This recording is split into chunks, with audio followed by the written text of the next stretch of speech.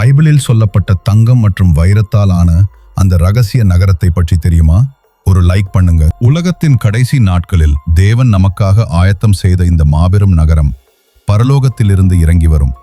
இந்த நகரத்தின் வீதிகள் கண்ணாடி போல மின்னக்கூடிய சுத்தமான தங்கத்தால் மிக பிரம்மாண்டமாக உருவாக்கப்பட்டிருக்கும். இந்த அதிசய நகரத்திற்கு 12 பெரிய வாசல்கள் இருக்கும். ஒவ்வொரு வாசலும் ஒரே ஒரு மாபெரும் முத்தால் செய்யப்பட்டிருக்கும். நகரத்தின் அஸ்திவாரங்கள் வைரம், மரகதம் போன்ற விலைமதிப்பற்ற நவரத்தின கற்களால் மிக அழகாக அலங்கரிக்கப்பட்டிருக்கும். அங்கே சூரியன், நிலா வெளிச்சம் தேவையில்லை.